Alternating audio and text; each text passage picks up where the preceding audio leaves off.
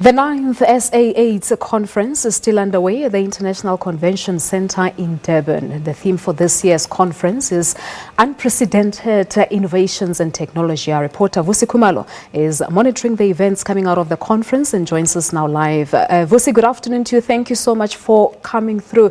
Take us through the discussions that are being heard and most importantly what's being said about digital innovations and technology which could assist towards controlling the epidemic. Yes, welcome to Durban once more. We are here. It's a day 2 of the 9th HIV/AIDS conference here at the Durban ICC. Well, we've had a number of speakers engaging in different and various round-table discussions and commissions that have been set up here. Well, there's been a number of issues that were under discussion here. Let me take you through to some of the topics that were under discussions. We had a community voice led by Olga Barents from the National Prosecuting Authority of South Africa, and also we had HIV responses for adolescents and young women in South Africa led by Ms. Koketo Rantumbu, as well as the maturing epidemic by Professor Patrick Sullivan.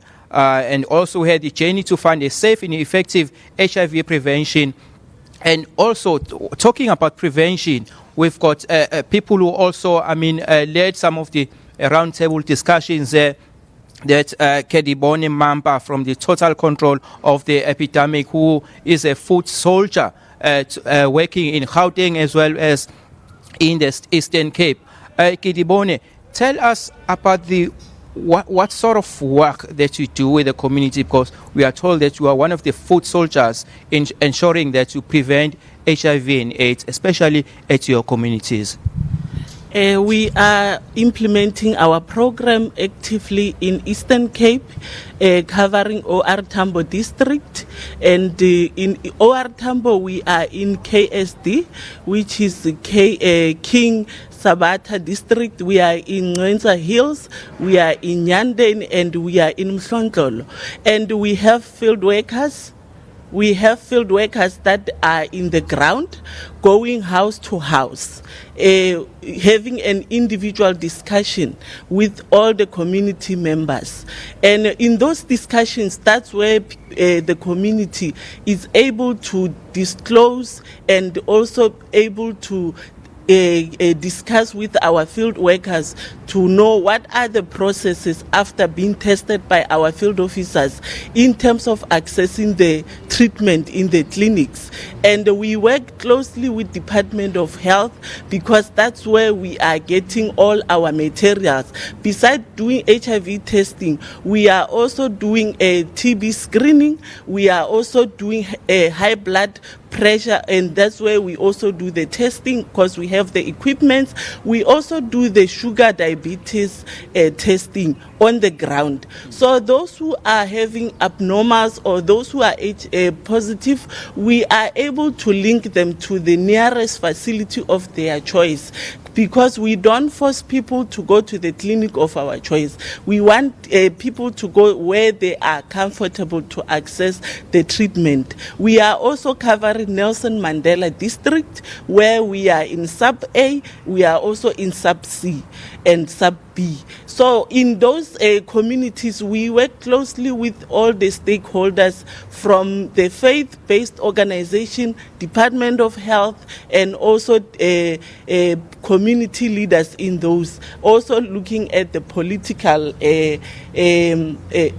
mobilization on that.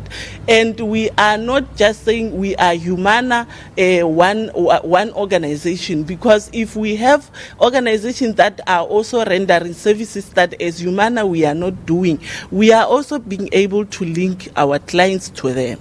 Okay. Talking about the communities, what sort of feeling are you getting on the ground as we are saying that you are working with the people on the ground? What sort of feeling are you getting from the people? Are they responding? How are they responding to your programs? The community is very positive, although there are some communities, you'll agree with me, recently we had gangster fights in Nelson Mandela, where the gangsters also were fighting among each other.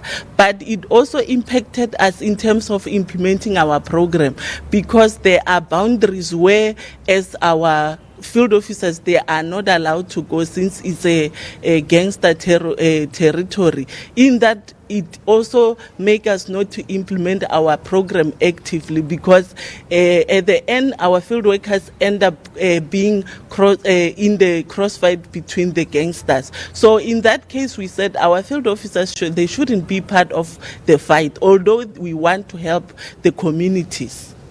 And government intervention, how is it helping you?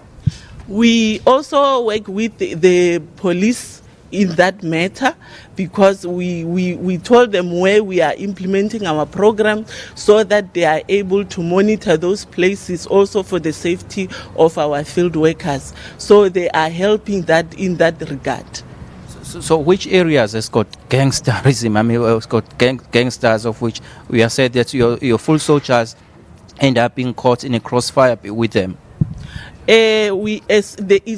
Specifically, it's colored areas in sub-district B. So in that place, that's where we have a lot of challenges in terms of implementing our program, and the Department of Health also, they are part and parcel of helping us that we reach each and every individual in that area. So how will government and people that you are working with, how will you like them to help you? Although it's a criminal fight, but the community, since they are part of that area, they have to be part of accepting our field workers during the door-to-door testing, because these services, they are there because we want to help each and every individual of the person who's living in Nelson Mandela. So being part of fighting the crime as community, it will also benefit them to access the services. Okay. Thanks a lot. That's Kedibone Mampa. She is one of the leaders of the group called the Total Shutdown of the Epidemic. Thanks a lot for your time. It's back to you in the studio for now. We've got more other people coming, getting views from other plenary sessions and commissions that are currently taking place. As from yesterday, the program kicked off, and it will end on, this coming Friday. All right, Vusi, we'll leave it at that for now. Thank you so much indeed to SABC News reporter Vusi Khumalo, live from the Durban ICC on the second day of the SA AIDS conference. Of course, as he said, we'll once again touch base with him a little later on here on the show.